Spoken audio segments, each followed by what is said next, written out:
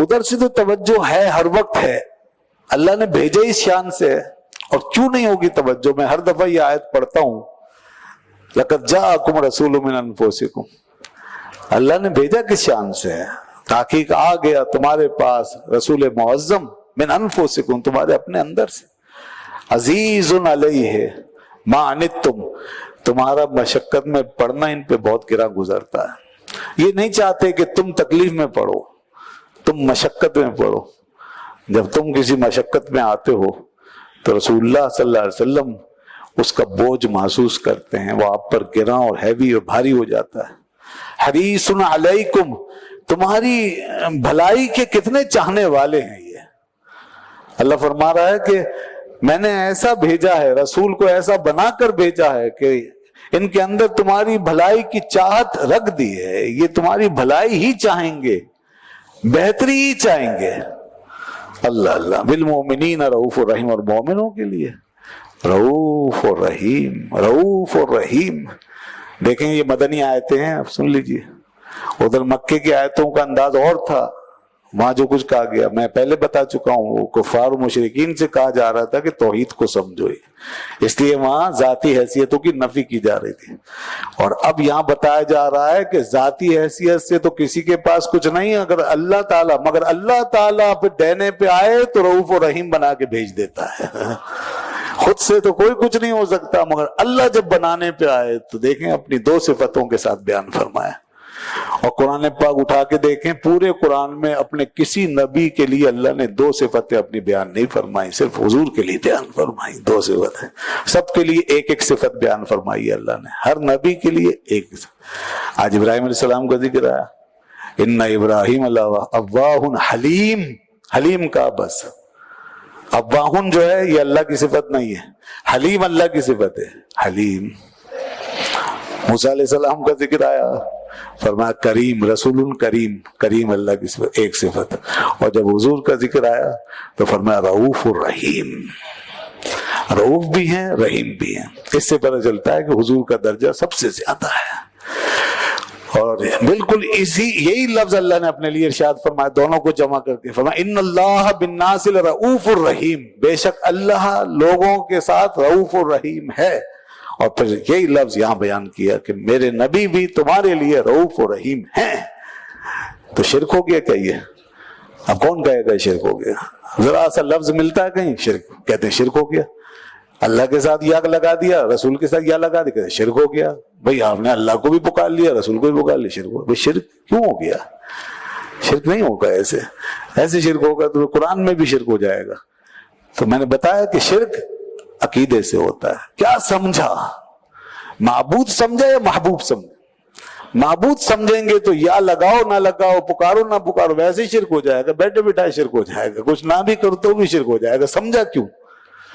اور اگر معبود نہیں سمجھا، محبوب سمجھا ہے تو پھر بھائی یا لگاؤ، انہیں پکارو، یا درود شریف پڑھو، یا اس طرح رؤوف و رحیم کہہ کے ان کو یاد کرو، اس میں کبھی شرک نہیں ہوتا۔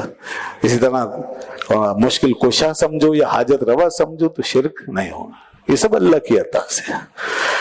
اور بے شک آپ کے ذریعے مشکل کشائی ہوتی ہے، آپ وسیلہ ہیں نا، وسیلہ ہیں، اللہ آپ کے ذریعے سے اپنے بندوں کی مشکلیں آسان فرماتا ہے۔ اللہ اللہ، تو یہ حضور کی رحمتیں ہیں کہ آپ رؤوف بھی ہیں اور رحیم بھی ہیں۔ اور صحابہ نے رحمتوں کو اپنی آنکھوں سے دیکھا نا۔ ایک دفعہ حضور نے فرمایا سل یا ربیہ، یہ مشہور حدیث ہے، مسلم میں، ترمذی میں، دیگر کتابوں میں، سل یا ربیہ، مانگو کیا مانگتے ہو، مانگ لو آج۔ ربیہ بن کعب اسلمی تھے، وضو کے لیے پانی جمع کرتے تھے، اٹھاتے تھے، رکھتے تھے، خدمت کرتے تھے۔ حضور کا دریا رحمت جوش میں آیا، فرمایا سل یا ربیہ، مانگو کیا مانگتے ہو۔ سبحان اللہ۔ اور حضرت ربیہ بھی صحابی تھے نا، تو انہوں نے بھی سمجھ لیا کہ آج دریا رحمت جوش پر ہے، تو انہوں نے کیا کہا، یا رسول اللہ آج میں آپ سے پھر وہ مانگتا ہوں جو آج تک کسی نے نہیں مانگا، اسألک مرافقتک فی الجنہ، حضور مجھے تو جنت میں بس آپ کی رفاقت چاہیے۔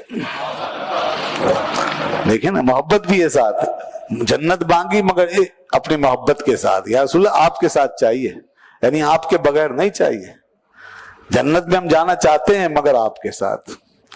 जन्नत में जाना चाहते हैं मगर आप के साथ रहना चाहते हैं, आपकी रफाकत में रहना चाहते हैं। हुजूर ने ये नहीं फरमाया रबिया ये क्या मांग लिया, तो मैं दे ही नहीं सकता, मैं तो तुमसे दिरहम और दीनार की बात कर रहा था। जैसे कि लोग समझते हैं वो यही देना लेना होता था जाहिरी जो हम ले सकते हैं।